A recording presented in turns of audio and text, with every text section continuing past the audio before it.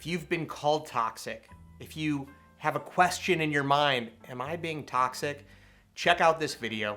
I've heard from thousands of women and thousands of men on the topic of toxic relationships. In this video, I'm gonna break down some of the top toxic behaviors and what you can do to avoid it. I'm Jason Silver, the dating coach for ambitious women. On this channel, Attract Great Guys, I talk about and reveal the truth about dating and how you can attract a really great guy into a loving relationship. Hit the red subscribe button and the little notification bell right next to it so you don't miss any of my upcoming trainings. Now let's jump right into it. Number one, snooping around his things. This can include a phone, a journal, drawers, anything where you're snooping and you're looking for evidence. Now, I actually think it's a great idea to constantly be looking for evidence. But the moment that you start doing something where you're invasively sneaking and trying to discover a truth, you have to ask yourself this question. What if you were in the same situation where someone that you're with is snooping around, looking through your phone, looking through your drawers? There's a fear or a lack of trust there. And that fear or lack of trust is insidious. It is toxic, and it can get bigger and bigger and bigger the more that you take these type of toxic actions. Here's what I say. If at some point you have a reason to believe that your guy is cheating on you or texting another woman or doing something like that, you have every right to tell him explicitly, hey, I have this evidence where I think or feel that you're texting another woman. I don't know why I'm thinking this other than this evidence. Can you show me your phone right now? The guy's either gonna do one of two things. Either he's gonna show you his phone and he's gonna show you that there's nothing there, or he's not. In which case, he's willing to let his girlfriend or partner believe that there's possible lies going on. And if that's the case, then you might be onto something. The key here is being explicit. Because if you're not asking him and if you're not going through him, then what you're doing is you're developing a sneaky relationship. So just ask him directly. If you've got reason to believe it, bring it to the forefront. Talk about it explicitly. Be explicit in your communication, because implicit snooping is just toxic. Number two, texting him too frequently. What's too frequently? When the text message looks like all of your texts and maybe 2 words from him every 5 messages. That means that you're doing like 90% of the talking and he's doing 1%. You want it more equal. In any relationship, equality is the most helpful when you're talking about investment.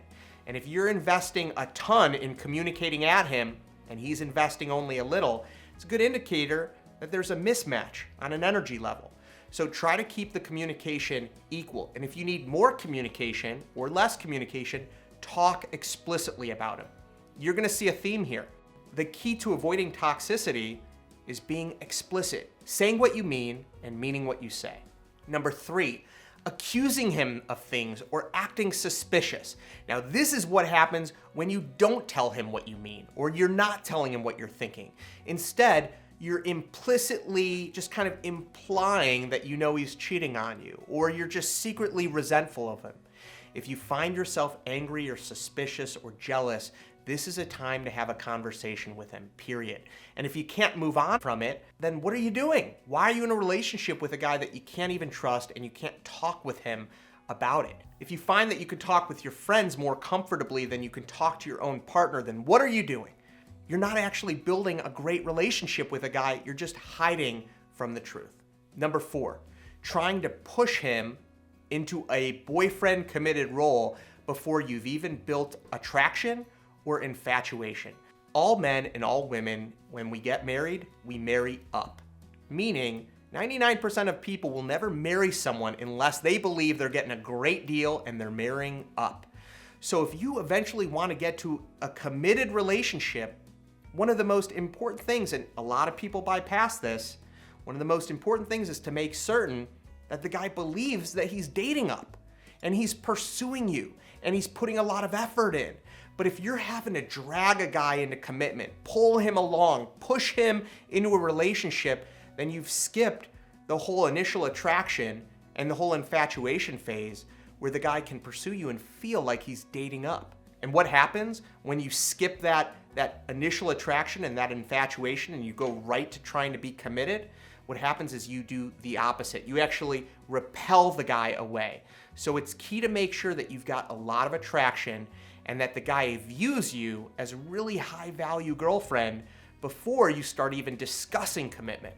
And here's the number 5, but possibly the most toxic behavior of them all, and that is speaking negatively about other people. Especially if you're talking about your ex-partners, old friends, people that used to be in your life. If you are the blamer, if you are the victim, and if all these other people are entirely negative, it's basically making a statement. You're basically telling a guy, hey, I chose to be with these people that treated me this way. That's how he views it. And I understand he may not be aware of all of the specific things that got you into that specific situation. All he's hearing is, I chose to be in a relationship with these people who did these things to me, and now I'm angry at them. He's gonna start thinking, I wonder if I'm doing something that she's not telling me, or she's not advocating for herself. Instead, she's just gonna blame or hate me later. So the key here is when you talk about people in your life, think about them as a blessing, as a gift. If they were a negative influence in your life, it is an opportunity to learn and grow. If they were a positive influence in your life, it's an opportunity to be grateful for them and to feel blessed.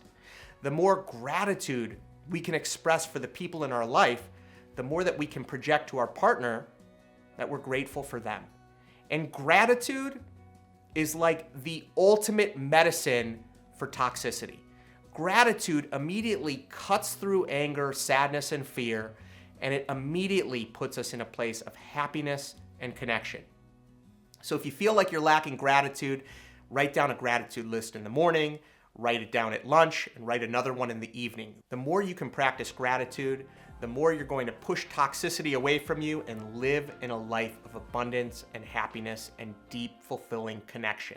And if you feel stuck and you want to break through and really attract that guy in 2022, reach out to us. Click the link in the description for our VIP premium dating coaching program, where we help you to break through, be polarizing, and attract a truly high quality man.